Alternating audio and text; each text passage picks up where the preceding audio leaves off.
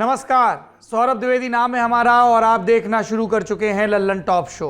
आज भारत के 48वें मुख्य न्यायाधीश नुथलपति वेंकट रमणा के कार्यकाल का आखिरी दिन था। लाजमी था कि इस दिन सारा ध्यान सुप्रीम कोर्ट पर रहता, लेकिन तभी वरिष्ठ कांग्रेस नेता गुलाम नबी आजाद ने इस्तीफा दे दिया।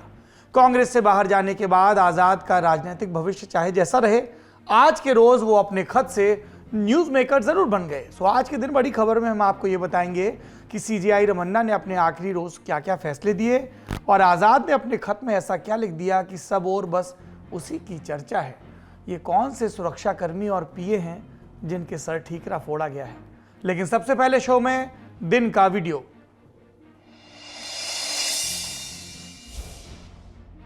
अपने घर वालों से अपना जो भी मन में था कि आगे कुछ करना है तो उसके लिए अपना विचार जाहिर किया और घर वाले बोले ठीक है, करना चाहती हो तो करो, वैसे नौकरी कोई भी बुरी नहीं होती है। लेकिन फिर मैंने सोचा कि इससे अच्छा क्यों ना करूं, तो घर वाले भी बताया कि ठीक है जाओ तैयारी के लिए। तो मैंने ड्यूटी के साथ साथ रहते रहते तैयारी पीटी के लिए की थी, लेकिन मेंस मेरा नहीं क्लियर हो पा रहा था। साथ में रह करके ड्यूटी भी करना, पढ़ाई भी करना।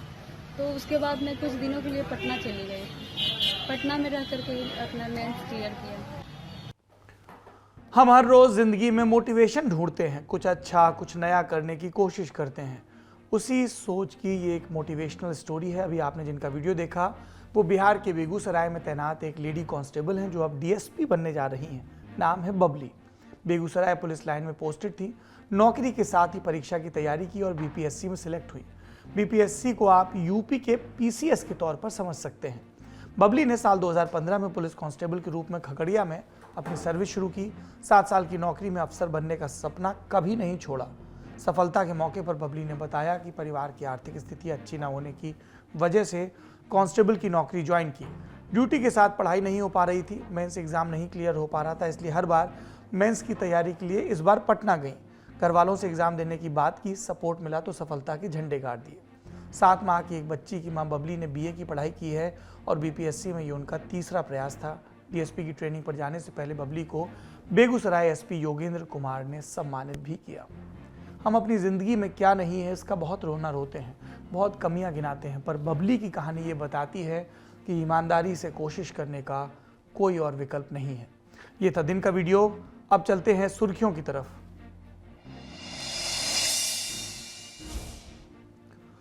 पहली सुर्खी आज लगातार तीसरे दिन झारखंड से आई। मुख्यमंत्री हेमंत सोरेन को चुनाव आयोग ने विधायक पद के लिए अयोग्य ठहराने की अनुशंसा की है। राजभवन के सूत्रों के हवाले से एजेंसी पीटीआई ने खबर दी। चुनाव आयोग ने राज्यपाल से कहा है कि सोरेन को चुनावी मानदंडों का उल्लंघन करने के लिए एक विधायक के रूप में अयोग्य होना चाहिए। ऐसी खबरें गुरुवार से ही आ रही थी, जिसके बाद भाजपा ने मध्यावधि चुनाव का भी आह्वान कर दिया था। वहीं सोरेन की पार्टी झामुमो और सहयोगी दल भविष्य की रणनीति तैयार कर रहे हैं। चुनाव आयोग ने अपना फैसला राज्यपाल रमेश बैस के पास एक सीलबंद लिफाफे में दिया था। राज्यपाल बैस ने कहा था, मैं 2 दिनों के लिए दिल्ली के एम्स में था। राजभवन पहुंचने पर मैं इस तरह के किसी भी फैसले के बारे में बताने की स्थिति में रहूंगा। मतलब ये कि अभी आधिकारिक ऐलान होना बाकी है। लेकिन अयोग्यता की खबर की पुष्टि सीएम हेमंत सोरेन के भावुक ट्वीट भी कर रहे हैं। उन्होंने लिखा, हमारे राज्य में ऐसी कई जगह हैं जहां पहले किसी सरकार की नजरें नहीं जाती थी, न उनकी आवाज़ जाती थी। मैं ये नहीं कहता कि मेरे पास जादू की छड़ी है जिससे सब कुछ बदल दूंगा, लेकिन आपने एहसास किया होगा कि सरकार आपके द्वार के माध्यम से सभी पदाधिकारियों को आपके दरवाजे तक पहुंचाया गया। ये मामला फरवरी 2022 में शुरू होता है, जब भाजपा ने आरोप लगाया कि हेमंत सोरेन ने खनन मंत्री की हैसियत से खुद के नाम एक खदान की लीज पर इन प्रिंसिपल अप्रूवल दिया। यह अंतिम अनुमति से पहले का चरण होता है। इसके तहत रांची जिले में पत्थर की खुदाई होनी थी। मामला सामने आया तो हेमंत सोरेन ने लीज को सरेंडर भी कर दिया, लेकिन मामले ने तूल पकड़ लिया था। अब अयोग्य होने की खबरें। ऐसे में हेमंत सोरेन को सीएम पद से इस्तीफा देना होगा क्या वो विकल्प के तौर पर अपने किसी करीबी को सीएम बना सकते हैं, या फिर इस्तीफा देकर खुद सीएम बन सकते हैं, क्योंकि तब उन्हें 6 महीने के भीतर विधानसभा में चुनकर दोबारा आना होगा। लेकिन वो ऐसा करते हैं तो सवाल साख और शुचिता दोनों का उठेगा। नियमों के मुताबिक कोई व्यक्ति संवैधानिक पद पर रहते हुए लाभ का पद नहीं ले सकता। पहले भी चुनाव आयोग की तरफ से इस तरह की कार्रवाइयों का उदाहरण है। साल 2006 में सोनिया गांधी को लोकसभा के सांसद के पद से इस्तीफा देना पड़ा था। उस समय सोनिया गांधी यूपी के रायबरेली से सांसद थी और उसी दौरान वो यूपीए सरकार में राष्ट्रीय सलाहकार परिषद की अध्यक्ष बनी, जिसे लाभ का पद बताया गया। सोनिया गांधी का इस्तीफा हुआ और फिर वो उपचुनाव में दोबारा रायबरेली से चुनकर आई। उसी साल जया बच्चन पर भी लाभ के पद का मामला बन गया था।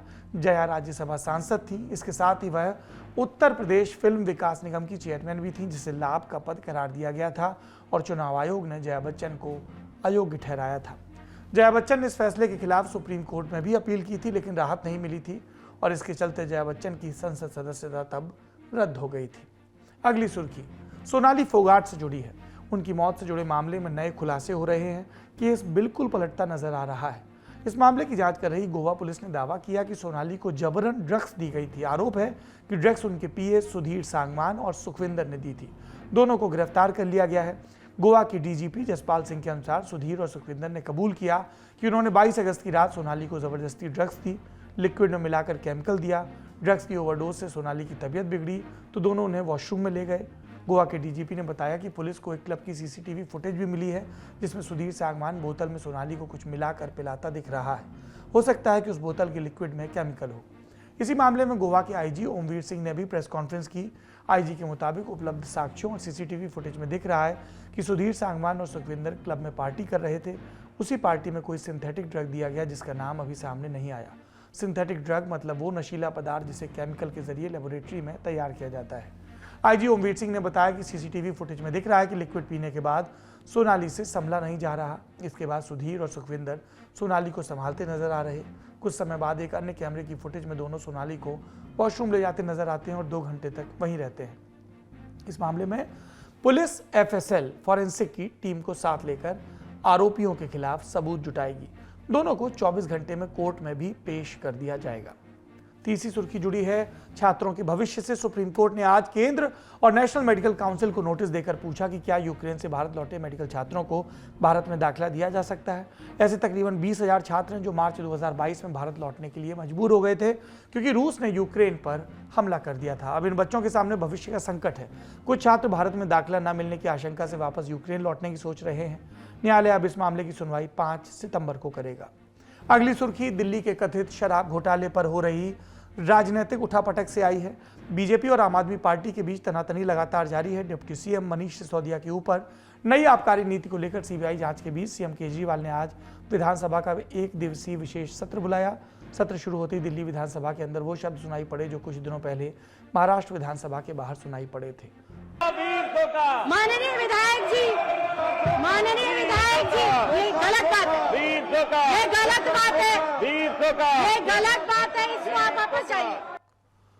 खोखा खोखा 20 खोखा। केजरीवाल की पार्टी के विधायकों ने ये नारे इसलिए लगाए क्योंकि उनकी पार्टी बीजेपी पर उनके विधायकों को 20 करोड़ रुपए देकर खरीदने की कोशिश करने का आरोप लगा रही है। खोखे वाले नारे के पलटवार में बीजेपी के खेमे से भी धोखा धोखा के नारे लगे। दोनों पक्षों की नारेबाजी देखते हुए सदन की कार्रवाई कुछ देर के लिए स्थगित कर दी गई। कुछ देर बाद सत्र की कार्रवाई शुरू हुई सदन की, तो केजरीवाल ने बीजेपी को घेरते हुए कहा कि आपके गुजरात चुनाव लड़ने के कारण छापेमारी हो रही। ऑपरेशन लोटस के लिए 800 करोड़ रुपए अलग रखे गए। अगर आज आपने घोषणा की कि हम गुजरात चुनाव नहीं लड़ रहे तो ये छापे तुरंत बंद हो जाएंगे। विधानसभा में मनीष सिसोदिया ने खुद के ऊपर लग रहे घोटाले के आरोपों पर भी कुछ सफाई दी। सुनिए।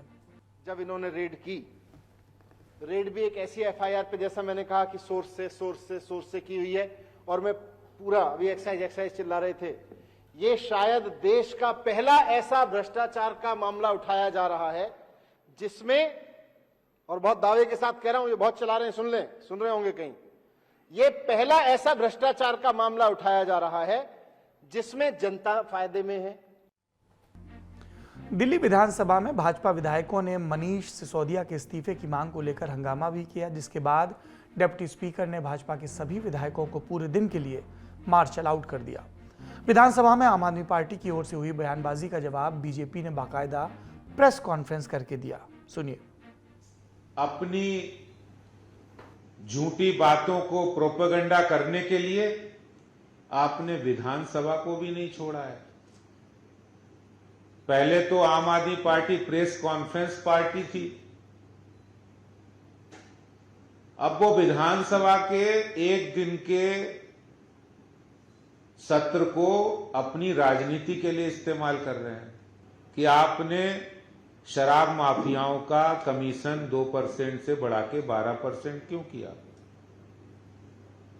इसके जवाब की उम्मीद से विधानसभा सत्र में आपके भाषण को लोग सुन रहे थे,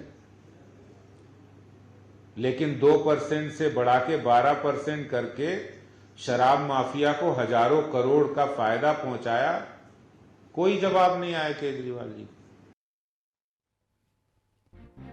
मार्शल आउट होने के बाद विधायक सदन के बाहर गांधी मूर्ति पर प्रदर्शन भी करने लगे और बीजेपी कार्यकर्ताओं ने भी आम आदमी पार्टी के खिलाफ जोरदार प्रदर्शन किया। प्रदर्शनकारियों को तितर बितर करने के लिए फिर दिल्ली पुलिस को वाटर कैनन का इस्तेमाल करना पड़ा। थोड़ी देर पहले आपने उसकी तस्वीरें देखी थी हमारे प्रोड्यूसर्स के सौजन्य से। शराब घोटाले में फंसी आम आदमी पार्टी को एक और झटका लगा है। दिल्ली के सरकारी स्कूलों में एक्स्ट्रा क्लासरूम बनाए जाने पर अब सवालिया निशान लगने शुरू हो गए हैं। दरअसल सेंट्रल विजिलेंस ने अपनी रिपोर्ट में इन क्लासरूम के निर्माण में अनियमितताएं होने की बात कही। अब इसी के आधार पर एलजी ने मुख्य सचिव से एक रिपोर्ट मांगी है। सतर्कता विभाग ने 17 फरवरी 2022 को अपनी रिपोर्ट में कहा था कि एक्स्ट्रा क्लासरूम बनाने की इन परियोजनाओं में कई अनियमितताएं की गई हैं, वहीं कई प्रोसीजरल चूक भी हुए हैं। विभाग ने इस मामले में आगे और जांच करने की सिफारिश की थी, लेकिन करीब 2.5 साल की देरी हो चुकी है। ऐसे में अब दिल्ली के उपराज्यपाल विनय कुमार सक्सेना ने इस पूरे मामले पर चीफ सेक्रेटरी से रिपोर्ट मांगी है। ये थी सुर्खियां। अब चलते हैं दिन की बड़ी खबर की तरफ।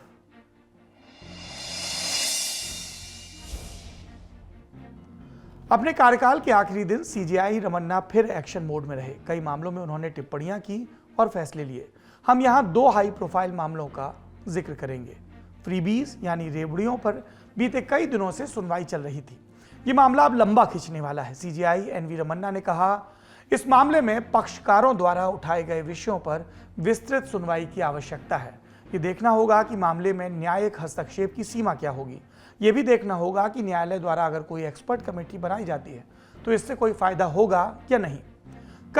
कुछ पक्षकारों ने सुब्रमण्यम बालाजी निर्णय पर पुनर्विचार की मांग की है।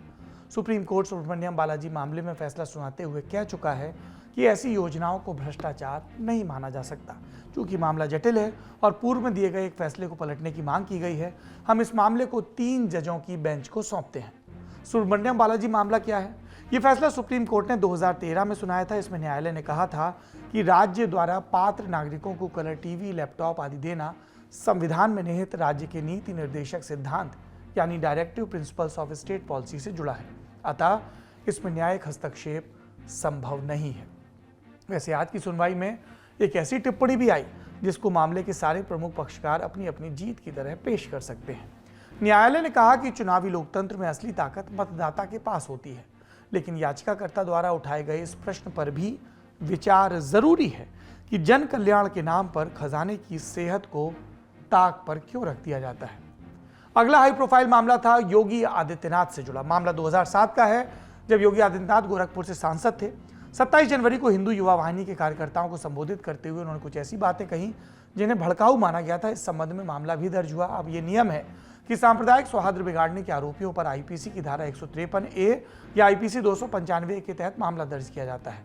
लेकिन न्यायालय इन मामलों का संज्ञान तभी ले सकता है जब केंद्र या राज्य सरकार इस बाबत अनुशंसा जारी करे। हुआ यह कि मार्च 2017 में योगी आदित्यनाथ उत्तर प्रदेश के मुख्यमंत्री बने और 3 मई 2017 को यूपी सरकार ने योगी आदित्यनाथ पर मुकदमा चलाने की मंजूरी देने से इनकार कर दिया और मामले में क्लोजर रिपोर्ट फाइल कर दी। तब याचिकाकर्ता परवेज परवाज ने इस फैसले को इलाहाबाद हाईकोर्ट में चुनौती दी।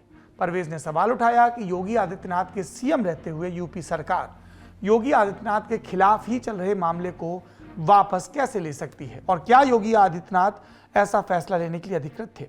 परवेज ने कहा कि ऐसी स्थिति में गवर्नर को निर्णय लेना चाहिए था। फरवरी 2018 में इलाहाबाद हाईकोर्ट ने परवेज की याचिका को खारिज कर दिया। इसके बाद परवेज अपनी याचिका को लेकर सुप्रीम कोर्ट चले आए।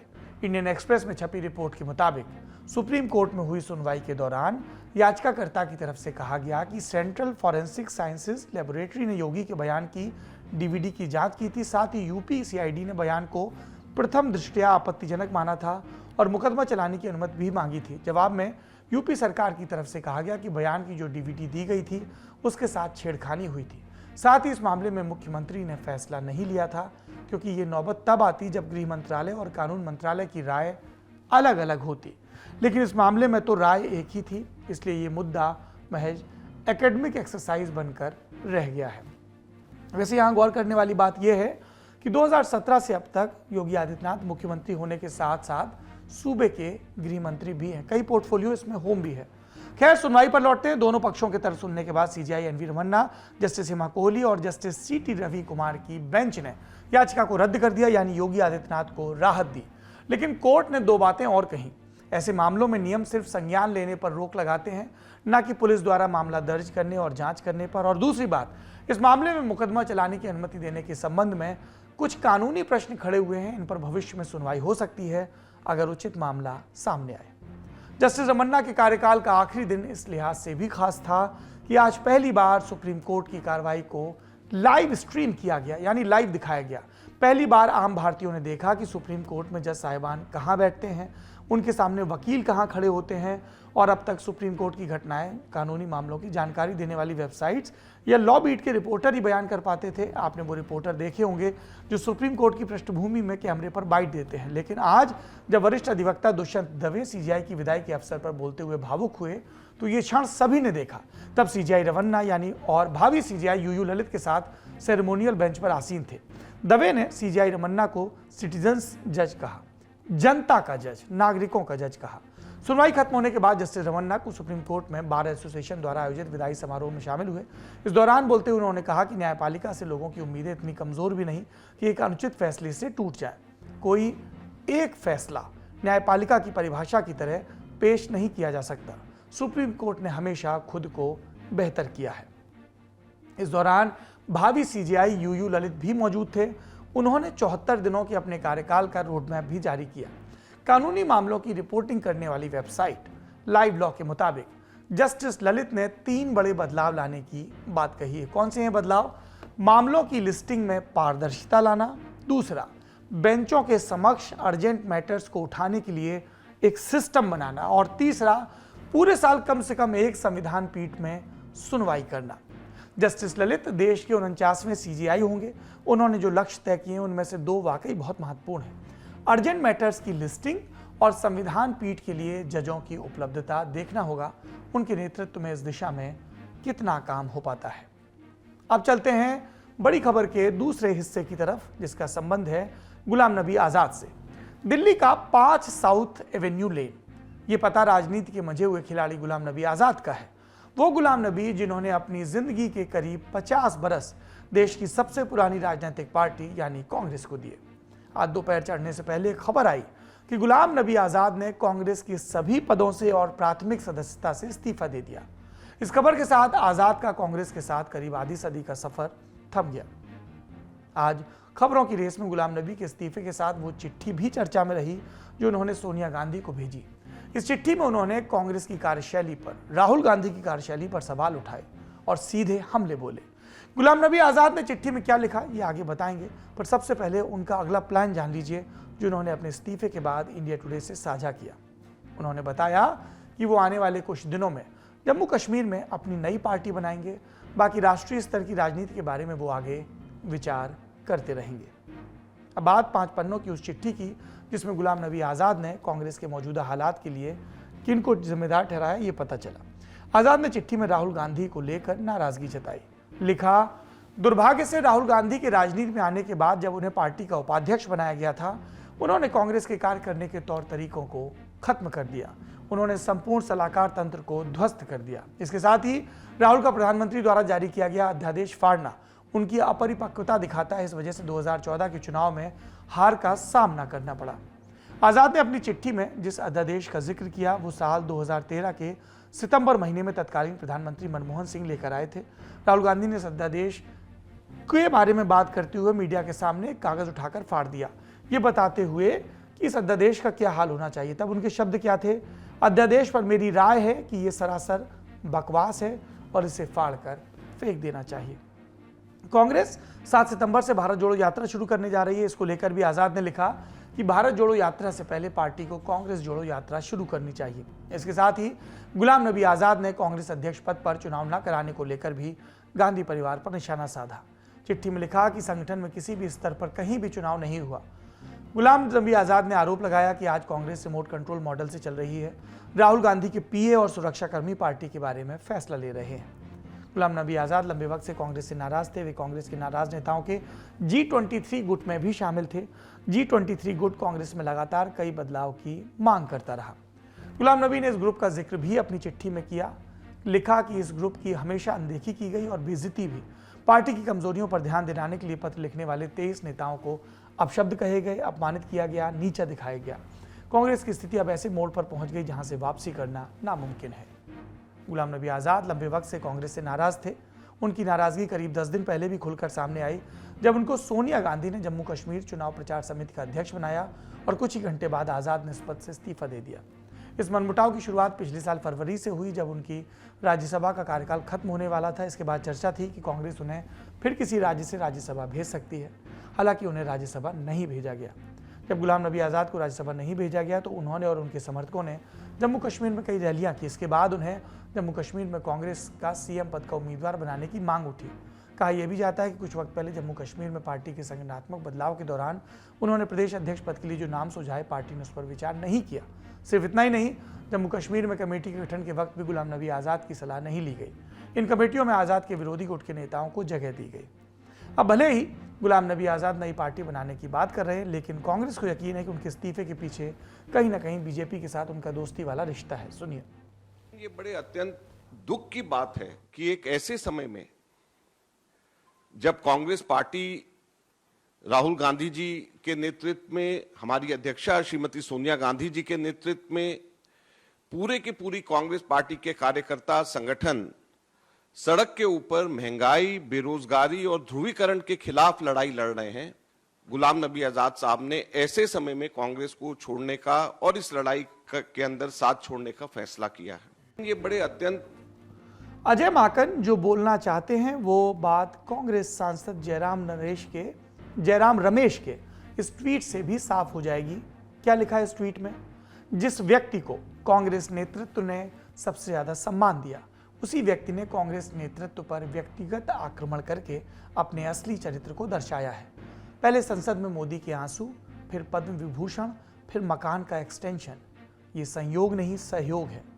जयराम रमेश ने अपने जिस ट्वीट में पीएम मोदी के आंसू की बात की, वो वाकया पिछले साल फरवरी का है, जब गुलाम नबी आज़ाद की राज्यसभा से विदाई वाले दिन पीएम मोदी भावुक हो गए थे।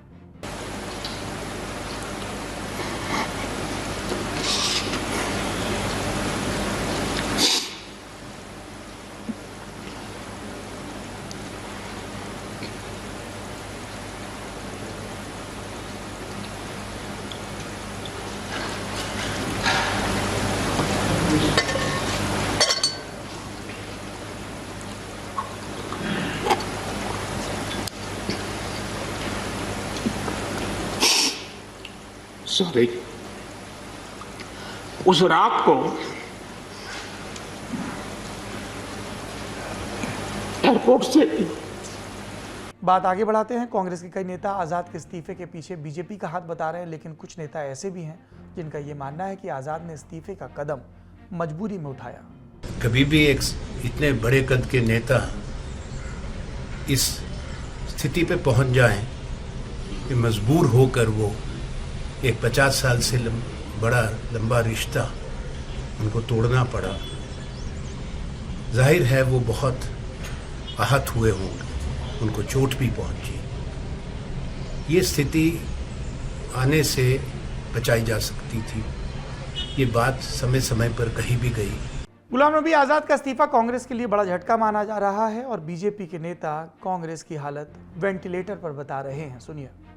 मैं ये जो फैमिली फोटो फ्रेम में फिक्स पार्टी का पलायन प्रोग्राम है, वो शुद्ध रूप से डायनेस्टी की एट्रोक्रेसी का नतीजा है। जिस तरह से अहंकार, सामंती अहंकार चूर चूर करके लोगों के, इनके नेताओं के दिमाग में भरा हुआ है, आज की तारीख में भी कांग्रेस वेंटिलेटर पर है, लेकिन इनका अहंकार एक्सीलेटर पर है और इसी का नतीजा है कि इनकी पार्टी में ये पलायन प्रोग्राम चल रहा है। मुख्तार अब्बास नकवी कांग्रेस के पलायन प्रोग्राम का जिक्र कर रहे हैं। क्यों कह रहे हैं? क्योंकि पिछले कुछ वक्त में कांग्रेस के कई बड़े नेता पार्टी का साथ छोड़ गए। कौन है ये बड़े नाम? हार्दिक पटेल, सुनील जाखड़, अश्विनी कुमार, आरपीएन सिंह, कपिल सिब्बल, कुलदीप बिश्नोई, राजू परमार, नरेश रावल, सरवन दासोजू, जयवीर शेरगिल और अब गुलाम नबी आज़ाद। इन नामों में कई ऐसे हैं जो केंद्र में मंत्री रहे और कई ऐसे जो और बड़े पदों पर रहे। वैसे गुलाम नबी आज़ाद के इस्तीफे की आंच जम्मू कश्मीर में कांग्रेस को महसूस भी होने लगी है। आज़ाद के इस्तीफे के दिन इसकी झलक कैसे दिखी? जम्मू कश्मीर के वो मुख्यमंत्री रह चुके हैं, राज्य में उनके समर्थकों की बड़ी संख्या है। उनके इस्तीफे के बाद जो पिछली विधानसभा थी जम्मू कश्मीर की, उसके 5 विधायक जो उस विधानसभा में मेंबर थे, उन्होंने भी कांग्रेस का साथ छोड़ दिया और भी कई बड़े नेता थे जिन्होंने इस्तीफा दिया। तो अब आगे देखते हैं कि दोनों तरफ से आरोप प्रत्यारोप चलते हैं, क्या कहा जाता है, क्या उठापटक चलती है। अगर आपकी इस विषय में दिलचस्पी है, गुलाम नबी आज़ाद ने जो आरोप लगाए उनमें दिलचस्पी है, ये कौन है पीए, ये कौन है सुरक्षाकर्मी, क्या राहुल गांधी की कोठरी में ऐसे लोग हैं जो संगठन के दूसरे नेताओं से ज़्यादा मजबूत हो गए, या राहुल गांधी पार्टी में बदलाव की जो कोशिशें कर रहे हैं उसका ये ओल्ड गार्ड विरोध कर रहा है, क्योंकि अब इन्हें जो चीज़ें ग्रांटेड लगती थी वो नहीं मिल पा रही। दोनों तरफ के तर्क हैं, उनके बारे में आप ललन टॉप का जो वीकली पॉलिटिकल शो है नेता नगरी, जो हर शनिवार को सुबह 10 बजे रिलीज होता है, उसमें आप देख और सुन सकते हैं। आज के ललन टॉप शो में इतना ही। अपना और अपनों का ख्याल रखिए। शुभ रात्रि।